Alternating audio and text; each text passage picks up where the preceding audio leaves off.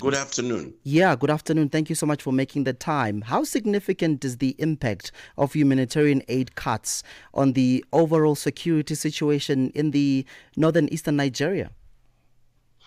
So, to understand this, I think our listeners should just get a quick background. This has to be situated within a post violence peace building stabilization process. So, of course, after almost 2 decades of Boko Haram's insurgency, several efforts in terms of the kinetic, forceful approach of government and support from neighbors, but also partners, Boko Haram has been largely degraded. But when you degrade Boko Haram, there is the humanitarian catastrophe that has been left in its wake. So the government has had support from international partners, WFP being one of them, in terms of food supply, supporting these large populations who for several years have not been able to engage in farming, in fishing, in the pursuance of their livelihood. So WFP support has been critical in that nature. When you hear it, you think it's absurd. But what WFP has done and why this is relevant is the Nigerian government has made its own effort in trying to resettle these people, in trying to do short-term, medium-term, and then long-term resettlement and rehabilitation processes. But the support of international partners is very critical in maintaining and sustaining the balance of these efforts. So if you remove the international partnership support, particularly WFP in terms of food rationing and food support, it kinds of in a sense removes a critical component of that balance, and in a way it undermines the resilience of these communities in being able to not just sustain themselves but also the vulnerability that this will create can open the door to Boko Haram remnants who even though degraded, are still, around in pockets across the bushes in the northeast of Nigeria. Yeah, Dr. Jimam, maybe my next question is in twofold.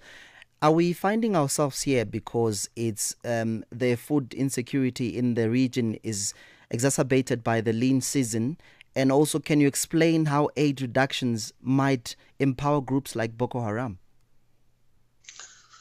Well, you see, in the last 3, 4, 5 years, even though the conflict has the violence has reduced to a large extent, and like I said, people have been resettled, but it takes time for them to build back their former livelihood patterns. So this support is really needed, like I earlier said, in sustaining the balance of these communities before they can adequately pick up.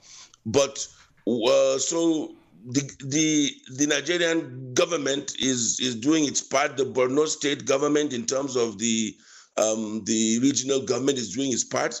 But international aid and support has been very critical. Now, in my understanding, the withdrawal of U.S. Aid, because the U.S. is one of the major supporters of the WFP in Northeast Nigeria. So, in a sense, this cry out, this warning that is coming is, in a sense, to tell other partners, to tell the government, something has to be done. If not, this lack of support will undermine the resilience, the stability of these communities, and it will make these communities vulnerable.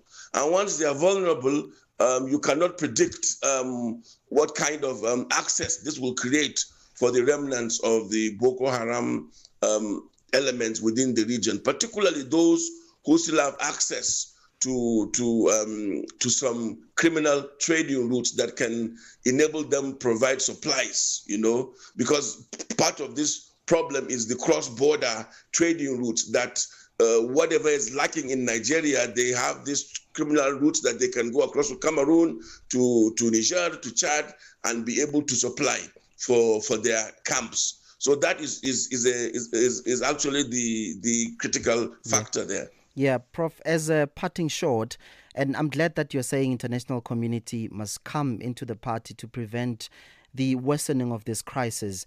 And in conclusion, what would you say the possible solution to this current situation is, apart from you speaking about bringing in the international community in the region itself? What do you think the likes of ECOWAS can do? I think, as I said, when WFP raises such an alarm, it's actually in a sense trying to garner support, trying to let the local authorities, the Nigerian authorities, know that all the effort, all the work that has been done, if we cannot sustain this process, we will undermine all the efforts that we've put in place so far. So this, I think, will make the Nigerian government, which has a humanitarian ministry saddled with the responsibility, with the mandate to respond to such crisis. So the government itself will have to prioritize this within the context of other humanitarian challenges.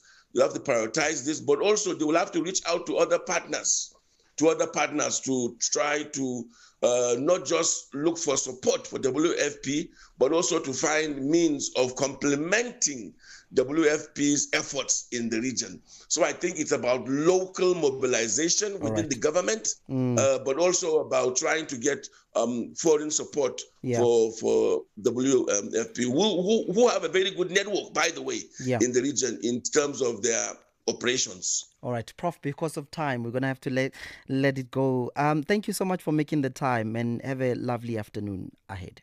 Always a pleasure. Thank you so much for having me. Thank you. There you have it. That was Dr. Jimam La, a lecturer in the Department of History and International Studies at the University of Jos, Nigeria, joining us on the line to speak to us about the developments in that particular region. This is #Africa Update on Channel Africa, the African perspective. We are